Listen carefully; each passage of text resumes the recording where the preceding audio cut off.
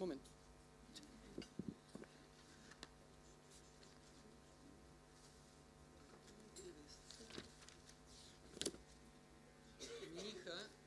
Mi hija toma este cuaderno, y estoy hablando de la Gaby, la que tiene 2 años y medio, es donde coloco prédicas o alguna reflexión, y le gusta dibujar. Se me complica. La encontré, gloria a Dios. Ya. A ver, estábamos con mi esposa, voy a ver bien el tiempo, estábamos con mi esposa y yo le decía a la Dani, ¿sabes, Dani? Me pasa que este seminario lo he sentido como si fuese completamente nuevo para mí. Desde las alabanzas, desde la palabra que compartió el Claudio, desde los testimonios cuando estábamos acá sentados, hasta el taller en el cual estuve. Lo he sentido todo nuevo. Y creo que hay una razón. Las verdades del Señor nunca se entienden totalmente. Y eso es algo que espero que hoy día recordemos. 1940. Janusz Korczak, pediatra, que cuando comienza la Segunda Guerra Mundial y Alemania invade Polonia, él tenía un hogar de niños, 200 niños. Janusz Korczak estuvo con esos niños y los alimentó y los cuidó. Eran 200 niños que habían quedado huérfanos porque sus padres fueron llevados a campos de concentración. Cuando avanza la invasión en Polonia, esos niños son enviados a un gueto. Y Janusz Korczak iba caminando con estos niños al gueto y de pronto lo detiene un teniente alemán y lo reconoce y le dice, yo conozco su trabajo, yo sé lo importante que ha sido usted cuidando enfermos durante la Primera Guerra Mundial. Janusz Korczak era muy conocido. Y le dice, no tiene que entrar al gueto, váyase. Janusz Korczak dijo, no voy a dejarlos. Pasó en ese gueto 3 años y para más o menos 1943 comienzan a enviar ya a todas las personas del gueto, ya habían enviado algunos antes, los comienzan a enviar a campos de exterminio para morir. Una vez más, esta vez Janusz Korczak, después de haber estado 2 años cuidando de esos 200 niños huérfanos en un gueto, se encuentra una vez más con el teniente que le había dado la opción de no entrar al gueto, y esta vez Janusz Korczak iba. La foto es bellísima y hay una película. Les recomiendo que lean sobre él. Y iba con un niño de 3 años de la mano, un niño de 3 años, perdón, en un brazo, y uno de 8 años de otra mano. Él le dice al teniente, cuidé durante 3 años de estos niños acá. ¿Por qué los tendría que dejar ahora? Janusz Korczak no era cristiano, era judío. ¿Por qué tomarlo como referente? ¿Hay referentes cristianos? Sí. Gladys Aylward. Sabemos su historia. Gladys Aylward, una mujer de 1,54 m que no sabía chino y que fue a China. Y que durante la invasión japonesa a China tomó a 100 niños que ella había acogido como hijos y los salvó de haber terminado exterminados, asesinados o en un campo de concentración japonés. Amy Carmichael, una cristiana que trabajaba como obrera en su patria. El Señor la llamó para ir a la India y allí se dedicó a salvar a niñas de la prostitución en los templos paganos. se pintaba el rostro con café para parecer morena, entraba a los templos y cuando nadie la veía, sacaba a las niñas. George Mueller, 1800, me parece, padre de huérfanos. Podríamos decir que terminó acogiendo a 177.000 niños. Su trabajo acogiendo niños y abriendo hogares impactó Inglaterra, tanto así que los homeworks eran casas donde se tomaban a los niños, se metían en una especie como de pequeño cité y los niños que metían en esas casas o en estos cités los ponían a trabajar y salían a los 18 años. La mayoría no salía vivo. Y George Mueller, gracias a su trabajo abriendo hogares donde se les enseñaba a los niños, se les daba comida, se les daba techo, abrigo y se les enseñaba a leer en base a la Biblia, el gobierno inglés vio el trabajo de George Mueller, terminó cerrando por fin las homeworks, estos centros de trabajo de esclavitud, durante la Revolución Industrial, y abrieron los hogares de niños con un enfoque en donde se les enseñaba alfabetización con la Biblia. George Mueller no solamente impactó en Inglaterra, porque este modelo se replicó en otros países, después se replicó en Estados Unidos, y posiblemente la idea de que todos los niños que no tienen familia deban estar, por lo menos, como mínimo, en una casa que los acoja, techo, abrigo, alimentación y alfabetización, viene de un cristiano, George Mueller. Uno les podría decir, seamos como ellos, son un buen ejemplo. Pero no, porque en realidad ninguno de ellos hizo lo que hizo porque fuesen buenos. Johanna tenía razón. En realidad ellos hicieron lo que hicieron por algo muy sencillo, porque miraron a la cruz.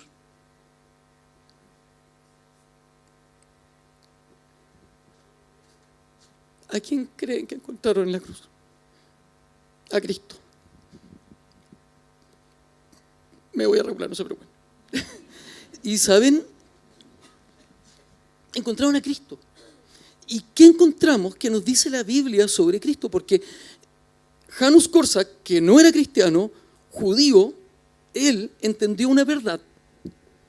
La verdad que entendió pareciera que Gladys Halliwell, Amy Carmichael, Mary Slessor, George Mueller y tantos otros. Janusz Korczak entendió una verdad que les quería comentar. Él entendió, como judío, que la ley del Señor se resumía en ama a Dios sobre todas las cosas y a tu prójimo como a ti mismo. Y sin ser cristiano, entendió que había un Jesús que había hecho algo importante. Nosotros somos cristianos. ¿Cuánto más claro no tenemos que entender lo que implicó el sacrificio de Cristo? ¿Qué dice la Biblia sobre Jesús? Filipenses capítulo 2, versículos del 5 al 8, dice: hay en ustedes el mismo sentir que hubo en Cristo Jesús, el cual, siendo en forma de Dios, no estimó el ser igual a Dios como cosa a que aferrarse, sino que haciéndose o tomando forma de siervo, se hizo siervo hasta la muerte y muerte de cruz. Y quiero que por un momento imaginemos esto. Lo voy a resumir en esto. Jesús estaba en la eternidad pasada siendo adorado por ángeles en una relación eterna, gloriosa, perfecta, sin impedimentos con el Padre, disfrutando del máximo deleite que se puede disfrutar, que estar en total y absoluta santidad, sin ningún tipo de necesidad. Y Jesús, por amor al Padre, mira a la tierra y dice: Padre, te voy a servir, te voy a obedecer. Y mi obediencia va a ser esta, que voy a ir por lo desechado, lo despreciado, lo que no valía nada para el mundo, pero que a tus ojos tenía un valor. La verdad es tremenda. La verdad es tremenda. ¿Y saben por qué? Porque la Biblia dice que nosotros éramos, ¿qué cosa? Los necios, los despechados, los abandonados. Nosotros éramos los huérfanos. Nosotros, ante los ojos del Señor, éramos los vulnerables. ¿Y sabe qué pasa? El Señor te mira a ti, me mira a mí, nos ve huérfanos, vulnerables, hambrientos, solos, y dice, los voy a hacer mi pueblo. Esa es una verdad potente. Los voy a hacer mi pueblo. Ustedes, yo, nosotros, la iglesia, eran los huérfanos. La iglesia era la vulnerable. La iglesia era aquella que no tenía hogar. Y el Señor extiende sus brazos en la cruz y nos hace parte de su familia.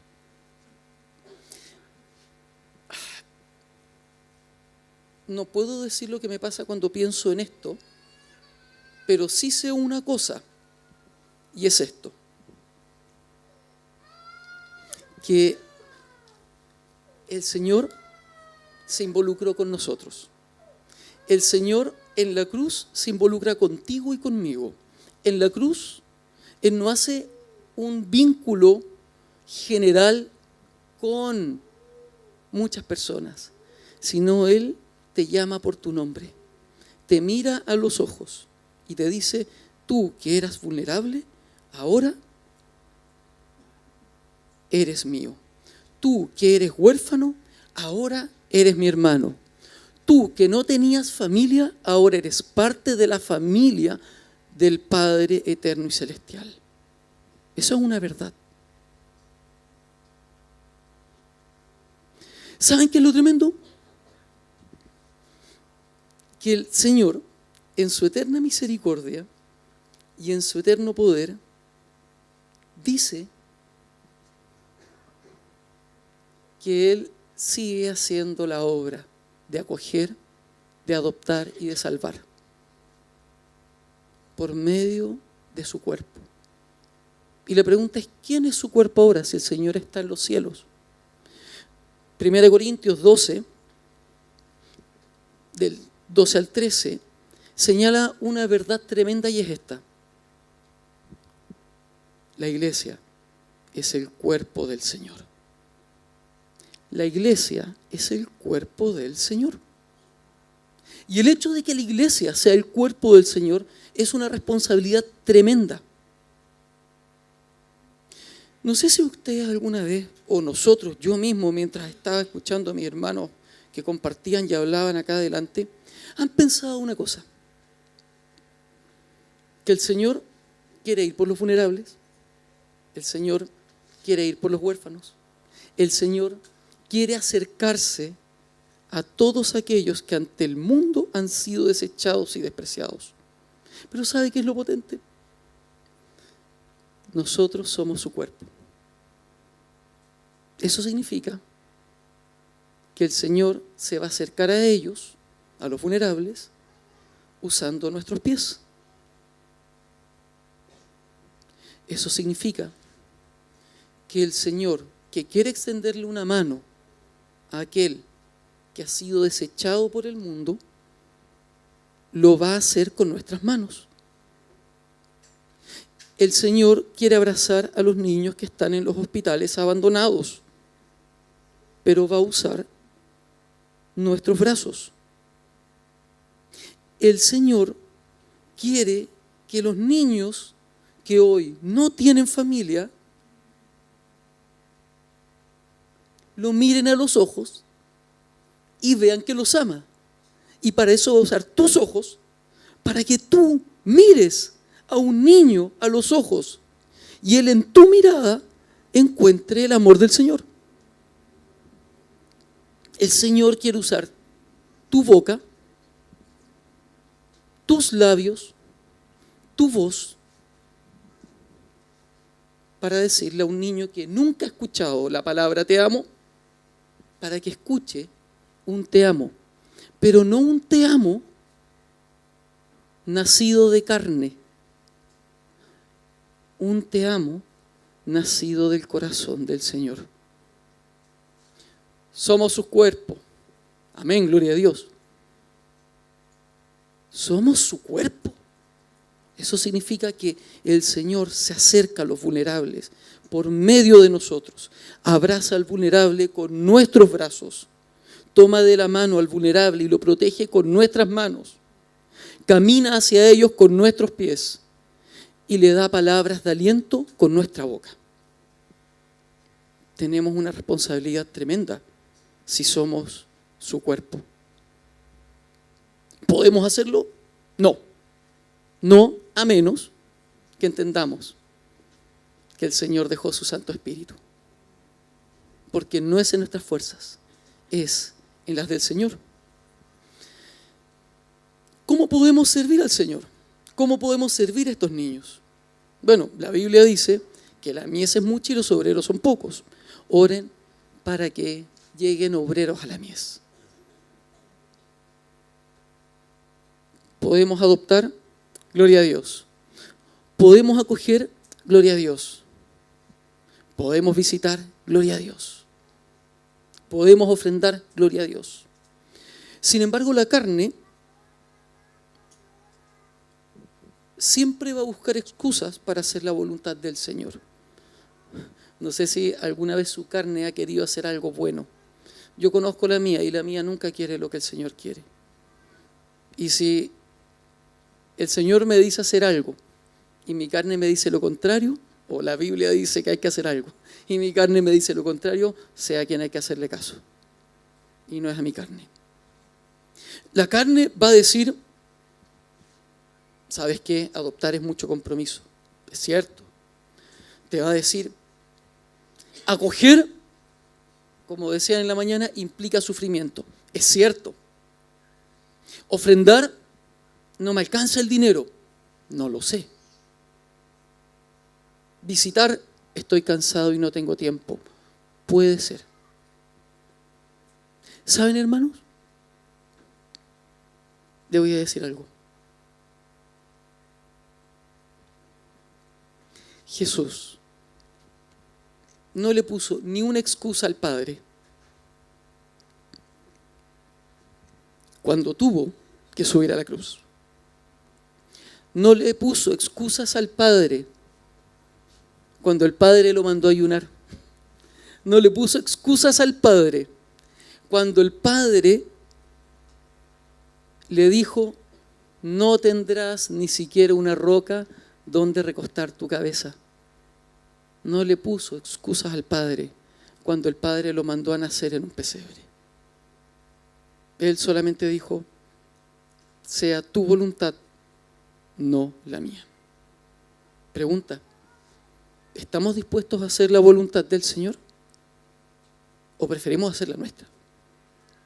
Nuestra voluntad va a ser, no sufras, no gastes en otro, no te canses en otro.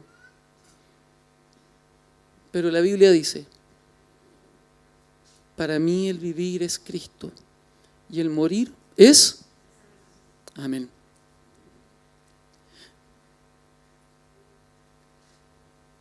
Tal vez alguien podría decir, Felipe, de verdad no puedo hacer nada de eso. Es cierto.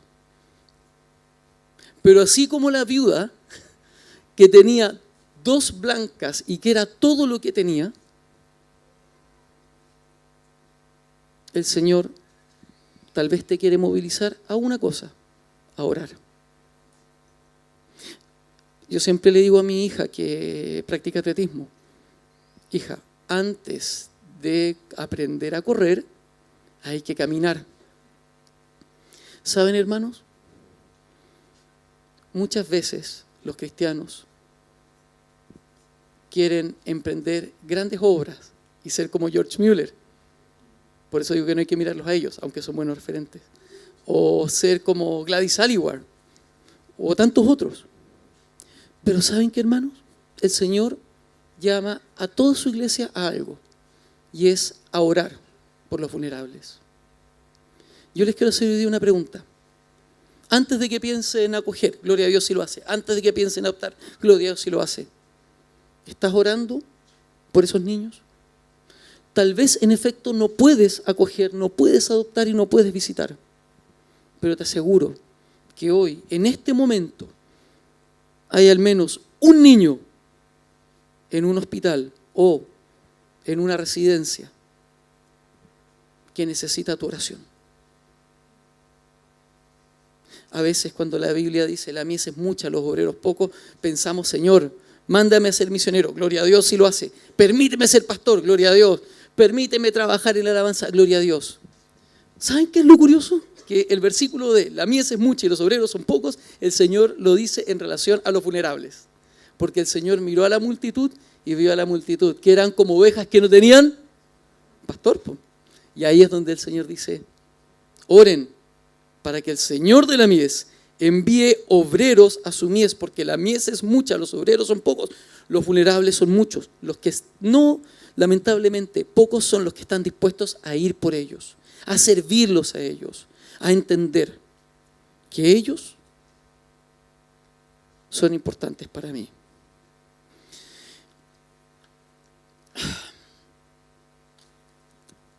Es tremendo pensar que nosotros, hoy como iglesia, y como individuos, no digamos como iglesia, como individuo personal, yo, usted, cada uno de nosotros, invertimos tiempo, fuerza y energías en cosas que tal vez para el Señor no son relevantes.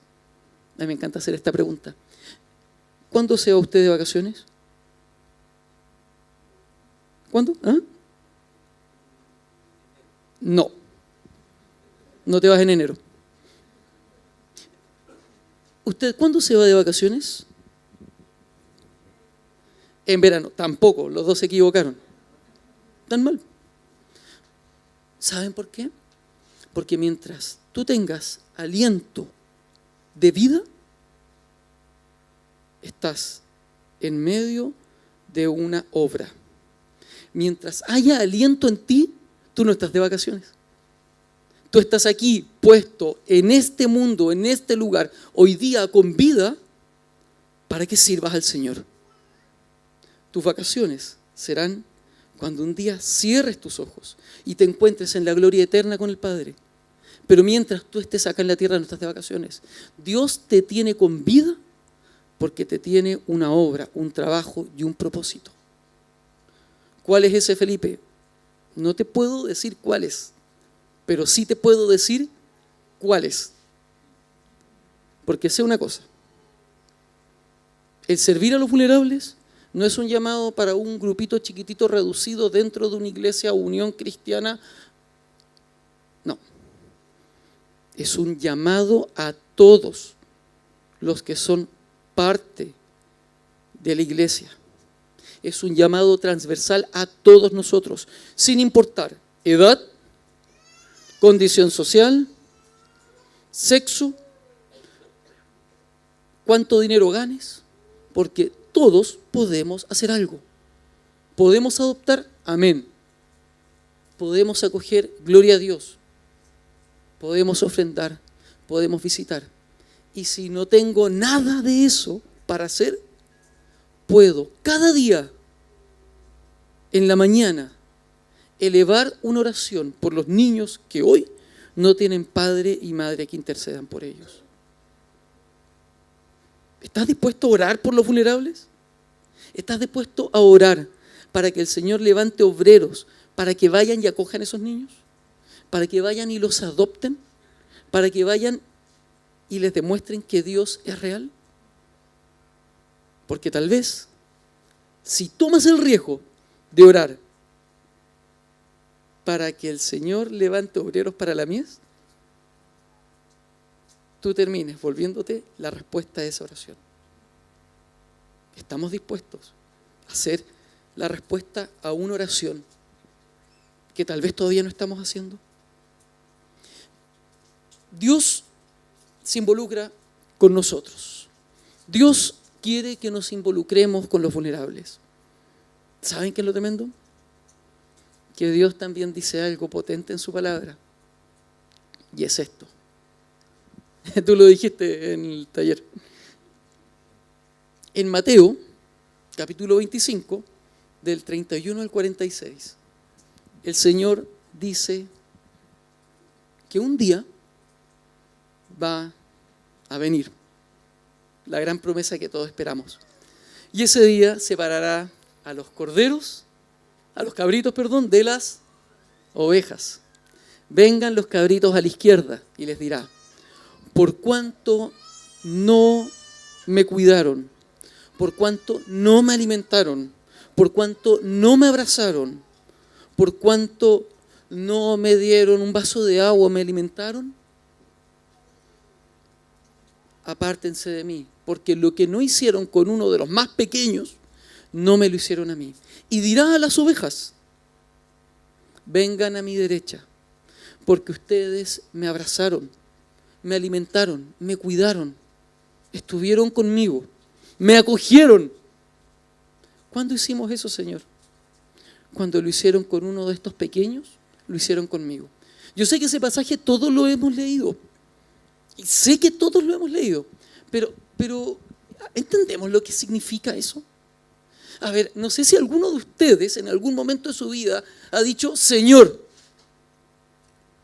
Jesús, te quiero abrazar. ¿Quieres abrazar a Cristo? Yo sí. Abraza a un vulnerable. Abraza a un niño que no tiene a nadie que lo abrace. Porque el Señor dice que cuando abrazaste a ese niño, lo abrazaste a Él. ¿Qué no daríamos nosotros? Porque el Señor un día se tomara el tiempo para compartir una once.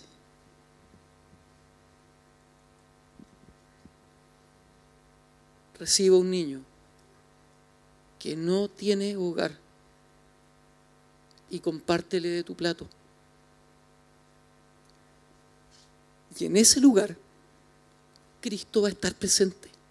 Porque el plato, el té, el pan, el café que le diste a ese niño, en la sencillez de tu hogar, se lo diste a Cristo.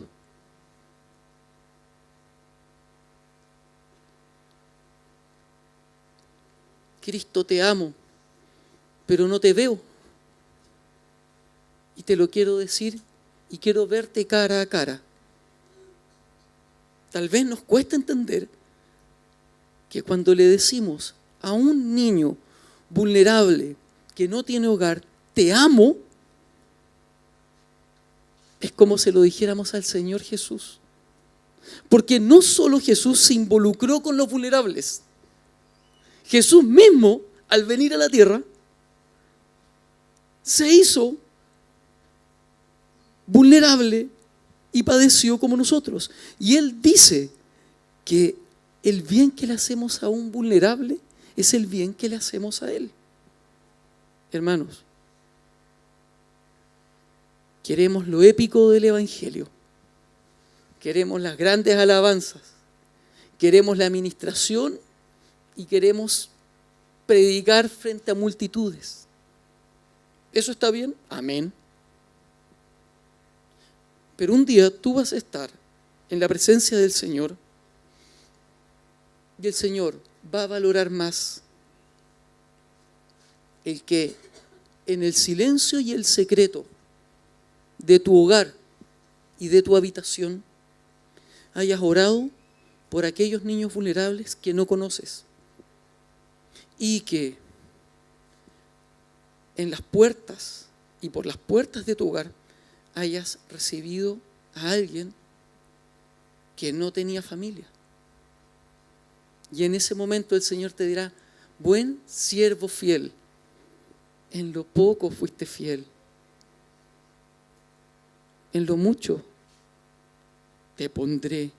Ven y comparte el gozo de tu Señor. ¿Queremos compartir el gozo de Cristo? ¿Queremos servir a Cristo? Acojamos, adoptemos, visitemos, abracemos, ofrendemos y por sobre todo, oremos. Oremos. Hermanos, la verdad es esta.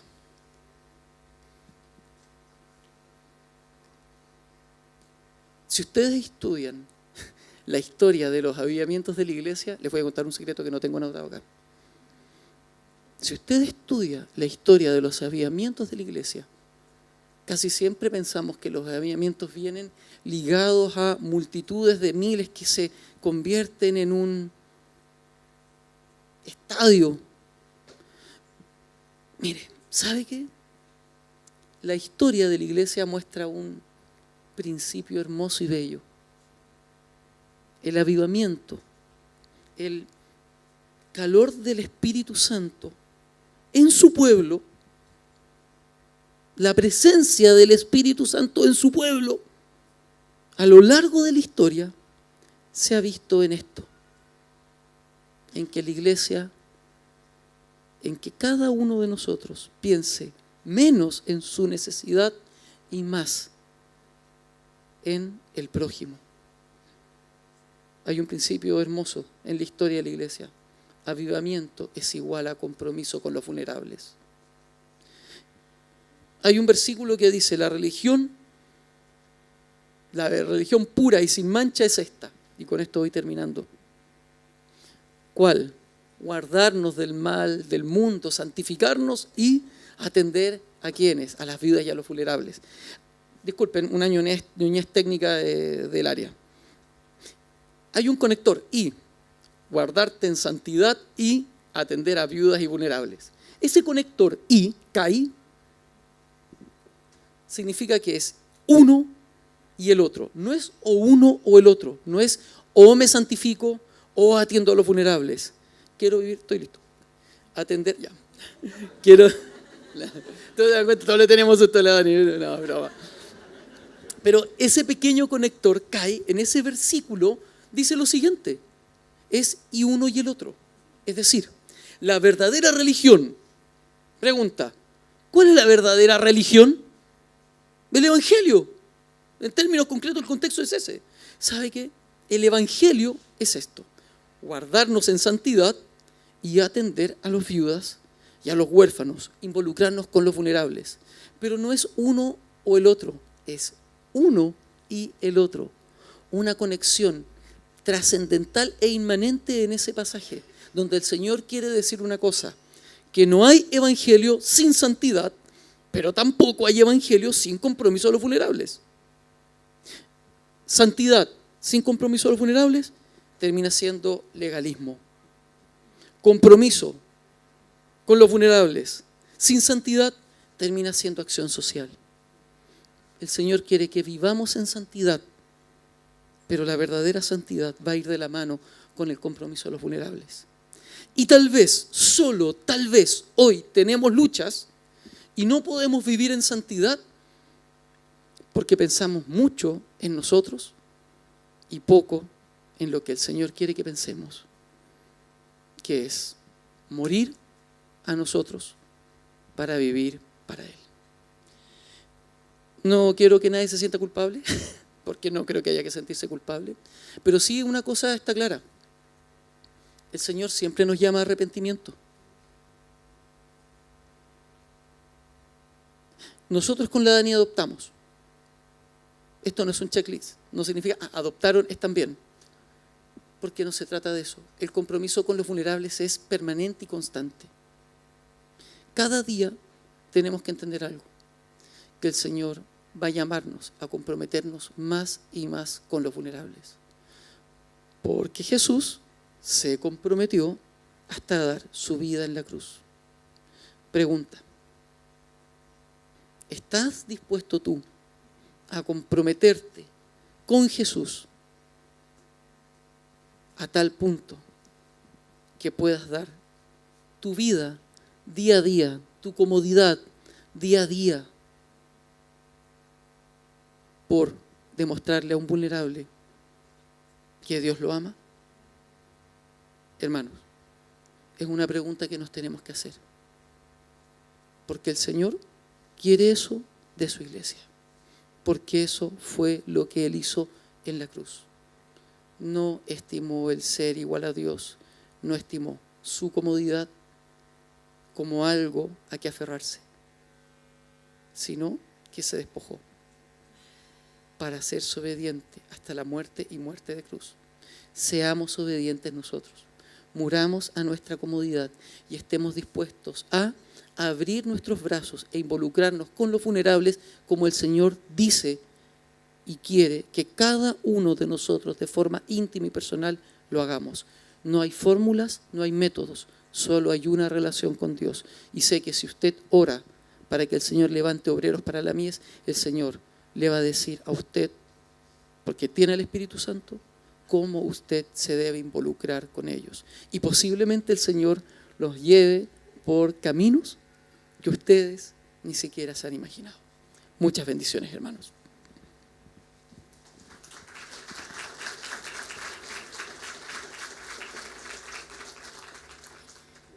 Perfecto. Muchas gracias.